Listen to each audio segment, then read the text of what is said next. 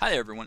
This is going to be a kind of hopefully brief overview of the slightly different capacities of each of the three nations you can play as in Hell Let Loose. This is late in update 10. We're almost in update 11, but we have the Soviet Union, we have the Germans, and we have the Americans. And I'm talking about the infantry classes in this video. The devs have mentioned that they're moving the game towards, I think it's symmetric asymmetry or asymmetric symmetry or something like that. But the point is that not the factions are supposed to be different from one another as they were in real life. A lot of similarities, but noticeable differences. But on balance, they should be pretty even.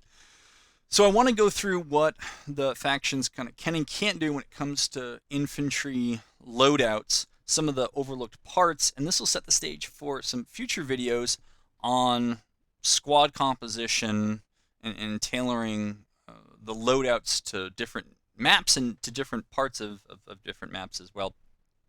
It's one of those places where you can get an advantage in pub play, and in those close competitive pub play matches, you're going to want every advantage you can get, and this is one of the ways to think about it. If you're totally new to the game, although these loadouts unlock for all factions, like you play Americans and you unlock, I don't know, machine gun level 3 loadout, it applies to the Soviets and the Germans as well. I would say be most familiar and learn the Germans first, because the Germans are on every map. Right? They're playing against the Soviets or against the Americans, so you're either going to have those capabilities or you're going to be facing them. And the Soviets are only on 2 maps at the moment. Several groups have pulled the Soviet maps from the rotation, and so you won't even see the Soviets if you play on those servers. So then learn the Americans second, because again, it's the second most common as of late update 10 as we're going into update 11. All right, jumping right in here with the squad leaders, the squad leads for each of the 3 factions.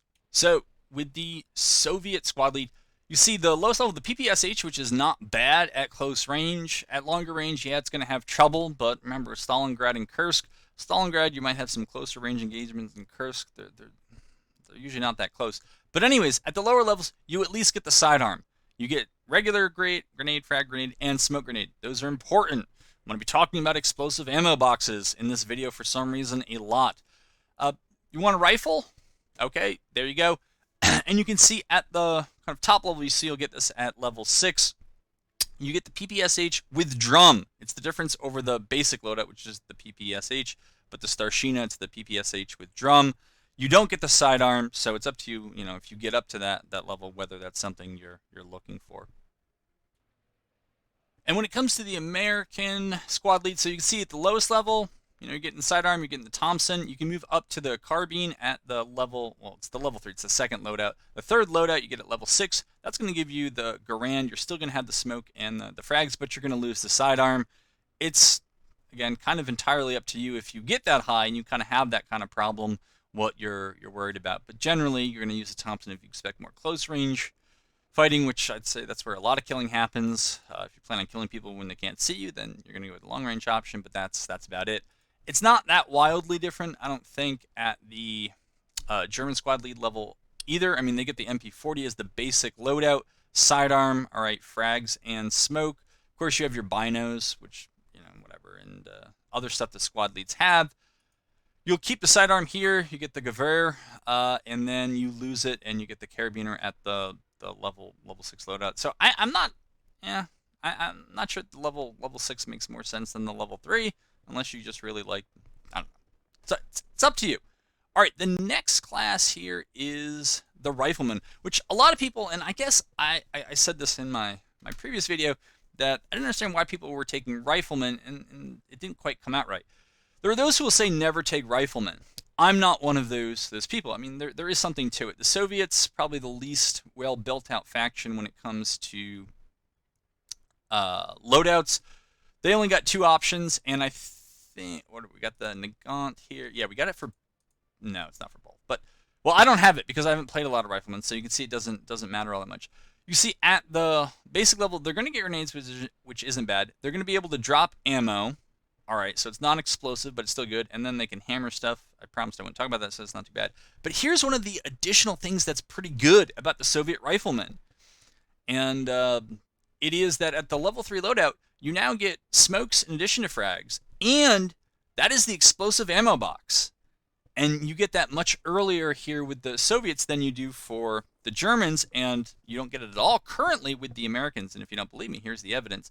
So this is the basic Rifleman loadout. You see you get the Garand there. I believe, I don't remember what I just saw, the squad lead, but you're going to get a different choice of rifle. Here you're going to get the smokes as well. All right, but notice that you, in exchange for getting the smokes, you lose your ability to drop ammo. And there is no third loadout that would give them explosive ammo. So in that respect, it may be less well developed than the Soviets. Germans, level 1, the basics. So they're going to get frags, they're going to get ammo. All right, fine. At the level 3 loadout, you can see they're getting smokes, frags, and we got the sidearm in addition to the rifle. All right. All the way at the top, if you really are committed to this, and maybe it's because, whatever, at level 6, the third loadout, I think you keep your frags, is what it looks like, and then you get the explosive ammo box. There's only one other class that's going to get you explosive ammo in all of these. And the Germans and the Soviets have ways to have 2 roles in the same squad drop explosive ammo, but you got to kind of commit to it. So that is that. Moving on to the assault class. All right, the Soviet assault class here. So you can see there are only 2 loadouts, and it's a PPSH or a PPSH but with drum. What's the kind of cost of it? Again, assault, probably along with anti-tank, is probably the most common, most sought after classes, and for reasons that generally make sense. But what you get by going up to the second loadout for the Soviets is you get the drum, all right, fine, but you lose your smokes. I'm not sure that I would always make that trade. I don't know. I mean, it's up to you, but at least you know what the trade-off is. Remember, if you have the explosive ammo boxes down, once you empty these, you go back to the explosive ammo box and you get them again. Right? So that's that. The United States and the Germans are going to have a lot more options. Right? They got 4 loadouts here. I believe it's Thompson's for all of them except for the level 3 loadout, which gives you the BAR. It's kind of the same trade-off, though, in level 1 and level 3. You're going to lose your smokes, but pick up the BAR. That one I'm kind of close on, depending on the map. The level 3 makes more sense. Now, the vaunted Grenadier class, which I don't know if you can see it on it. Oh, yeah, you can see it. Right? I'm painfully close to actually getting, maybe 1 or 2 more tries. It's going to give you more smokes and more frags. And remember, once you empty all those, if you got an explosive ammo box nearby, you can replenish it, if I haven't said that before. The Germans, it's largely, I would say largely similar. Right? So some of the rifle types are going to change, but it looks like it's MP40s and the Gewehr at first, and then it's MP40s after that. So stronger, not always after that. So looks like first and third loadouts are the Gewehrs, or I just misclicked something. But it's the same idea, that you move up to the third loadout, level 6, and you're going to get lots more smokes and frags. Now, what's true both about the Germans, you can see it if I hover over, and the Americans, which is not that. Oh, it was that one. Nope, wasn't that one. There we go. At this level 9, you can see that third box, a kind of rectangle.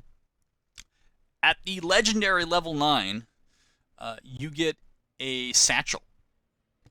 So, though it would take a while to get to, if you do, you can potentially be the 3rd satchel carrier in your squad.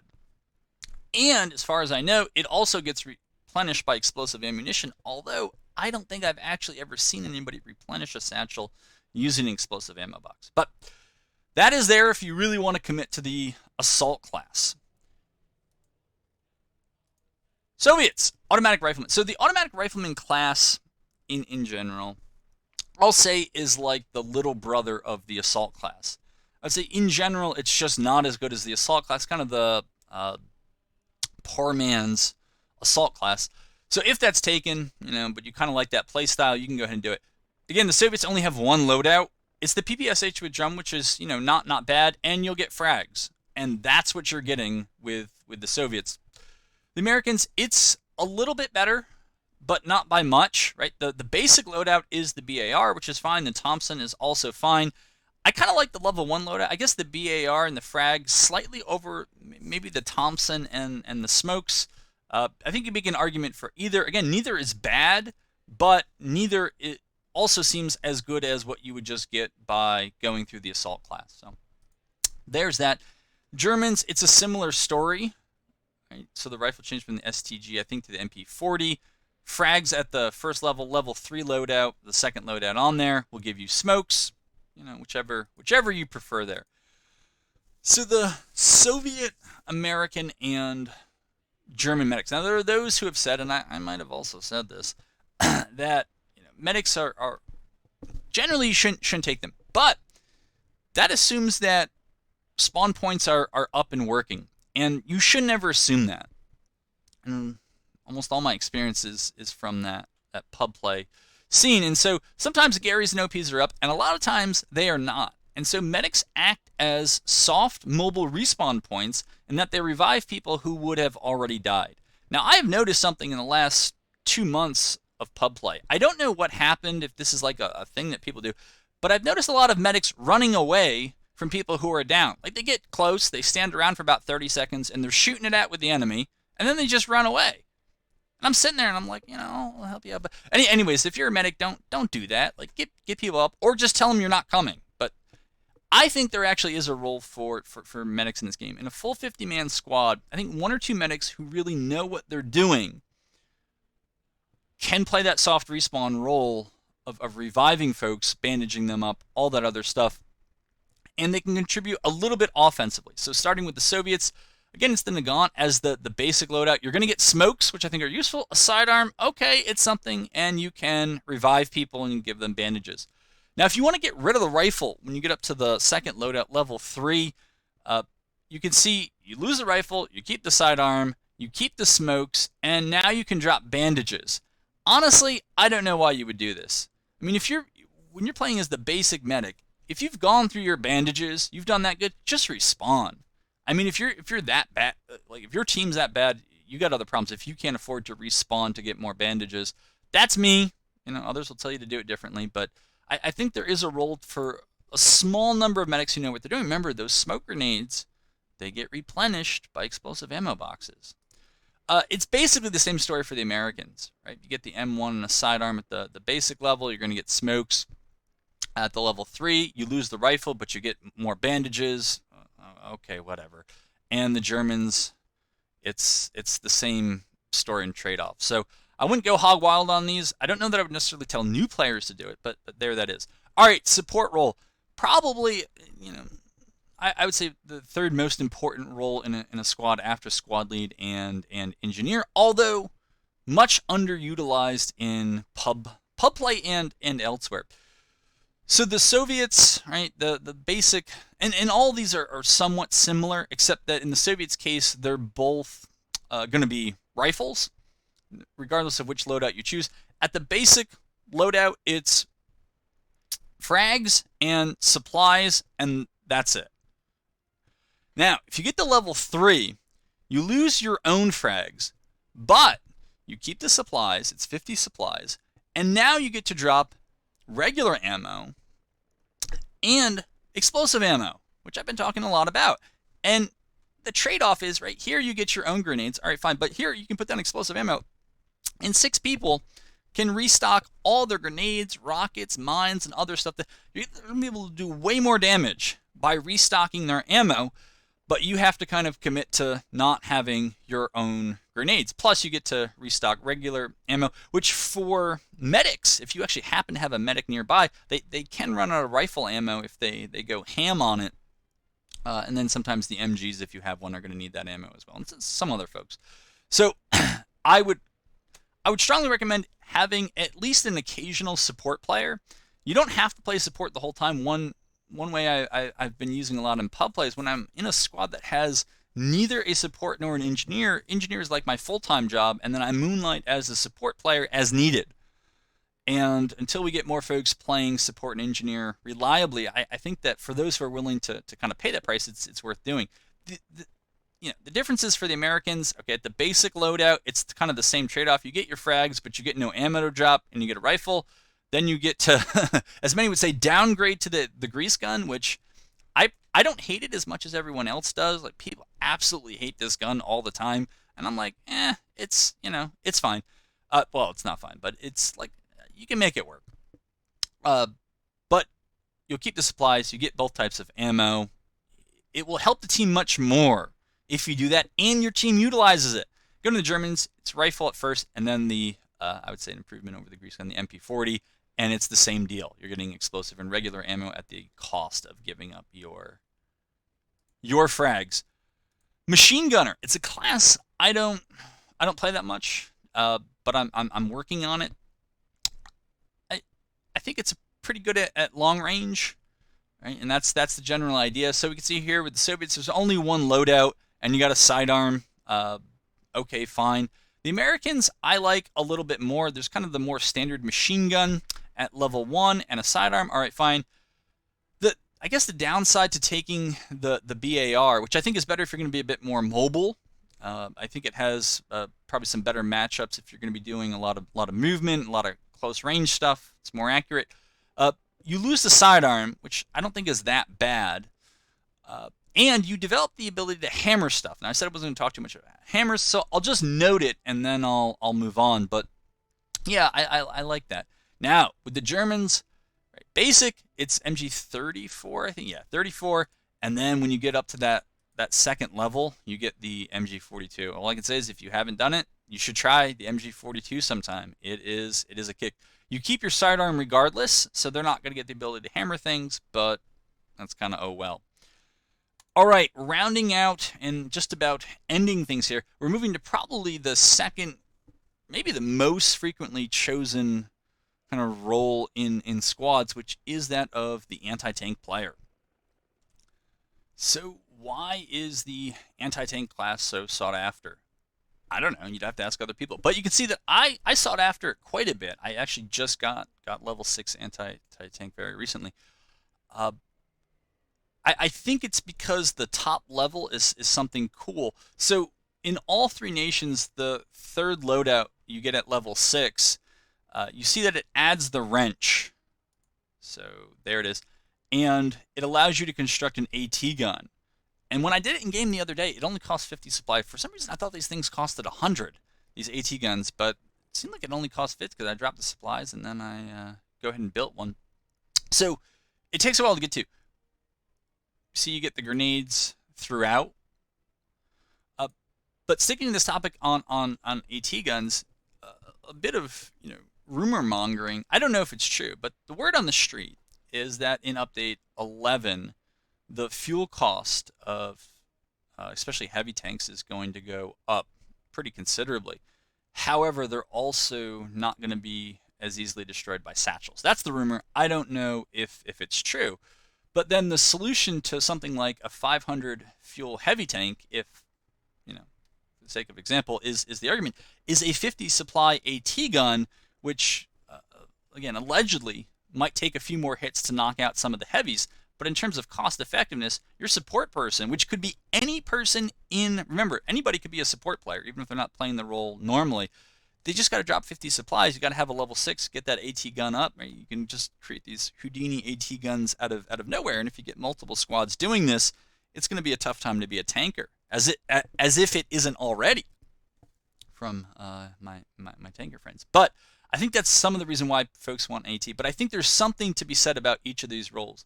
Now, starting with the Soviet AT specifically, this particular loadout in this faction is unique because there is no kind of rocket or rocket-propelled, explosive that tries to blow up a tank or a vehicle. They had the anti-tank rifle, the PTRS you see right here. This, like the actual AT gun you can construct at level 6, is also quite good against infantry if you have nothing else to shoot at. And look, this is resupplied not with explosive ammo, which is maybe what you were waiting for me to say, but regular ammo. And so if someone has dropped you regular ammo, you can keep that going all the time. And for each unique regular ammo box that's down, you can continue to refill the AT gun, which kind of supplements the Nagant if you're just going to shoot at infantry because you don't have any viable artillery targets. That's that class. The level 3 here for the Soviets is quite good. It's yet another PPSH. Right? One of these days, I'm going to count how many PPSHs you could get in a squad. I think you could pretty much get almost a full squad of them. But you got the grenade, which is great. You lost the anti-tank rifle, which is fine. You got the ability to hammer things, fine. You get a satchel, and you get 4 mines. Those are very good. Again, in the 2 maps that the Soviets play, you could see armor on both. Stalingrad is just chock full of choke points, so if they're going to bring that, then go ahead and mine it until they decide otherwise. Otherwise, lots of places to hide in Stalingrad. Fewer in Kursk, but it kind of can be done if you use that tall grass. You might be able to sneak up and put a satchel on something. That's pretty consistent with what the other classes have, except that both the Americans, as you can see here, all right, so you get the Garand, but you also get something that shoots an explosive at a tank. You get your regular frags, so both the bazooka and the tanks are going to be resupplied by explosive ammo. Ambusher class, frags, mines, satchels, replenished by explosive ammo if it's there. Plus you get the Thompson for some close range stuff. And then you go back to the Garand at the 3rd loadout. You keep your frags. You can create your anti-tank gun. You can also put it together with the hammer, all that good stuff. And for the Germans, it's a very similar story. You can just see here that they're back with the MP40. You probably almost get a full squad of MP40s too, now that I think about it, as the Germans. But anyways, the satchel, the AT mines, the hammer, and then the AT gun and the ability to put it together as long as you got 50 supplies around.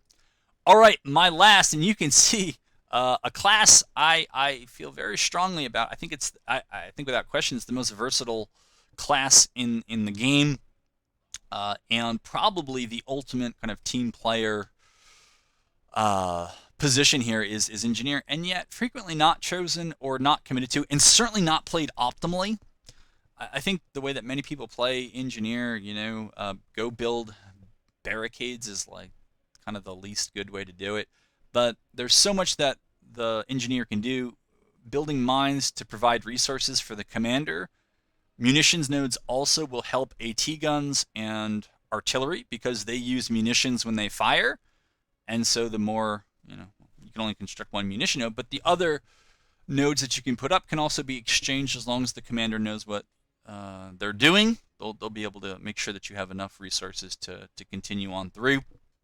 Engineers in general can also help out by creating choke points, which pair well with things like machine guns. But putting up obstacles, laying mines, I harped on this in the previous video, but anti-personnel, anti-vehicle mines, armor support in terms of you can repair, you see here with the little torch, you can repair friendly tanks, and then you can construct, as long as you're at the level 1 loadout, you can construct the armor repair stations, the kind of Houdini armor repair stations, so you don't even have to be there, and you can be aiding your team. And I'll also say that engineers, I think, are frequently misunderstood to be defensive, or I said put them in a defensive squad because there's a lot they can do on defense, but they can do a lot on offense as well, especially if they switch between the level 1 and the level 3 loadouts. In enemy territory, as long as you have a supply person or support person who can drop you supplies, they can construct tank traps in the roads that come out of the opposing team spawn. Now, there might be other ways to drive around them, but they can combine the kind of construction features of the level 1. They can plant AT mines and anti-personnel mines in the enemy sector. And the route that reinforcements may take to reinforce a hard cap, say from the enemy's backside, you can mine those. But then they can also hop onto what they call the sapper roll here. It's the 2nd loadout, and they get a satchel. And they can, go in there and they can put satchels on vehicles. I understand the tankers love the experience of, coming out of spawn and just having satchels and they blow up. So, that's what the game allows, and so that is another way to use it. Of course, those satchels can also be used to take down heavily fortified areas, a couple maps with redoubtable churches that you want to kill everybody on the inside, or constructed bunkers or other things like that the enemy have, satchels can do a heck of a lot of damage. That loadout is pretty consistent with the other nations. You can see here there's the M1 carbine, or the grease gun, the much hated grease gun. But again, it's construction, it's mines, it's armor repair, and up here you get the satchel. And the same is true for the Germans. Again, there's a rifle option, and then there's the MP40 option. I genuinely prefer the level 1, because there's so much, I feel like there's so much more you can do in terms of using mines as soft recon, denying areas. I prefer it, but in a pinch where you need another anti-vehicle option, particularly an anti-tank one, while the getting's good with satchels on armor, go ahead and go get it. So that is it. I know I talked a little fast here, but there was a lot to cover. And to set the stage for in the future, we'll talk about how you might tailor squad composition to different situations that you are likely to encounter. All right, folks, I hope this helped, and I hope to have you back here for the next one.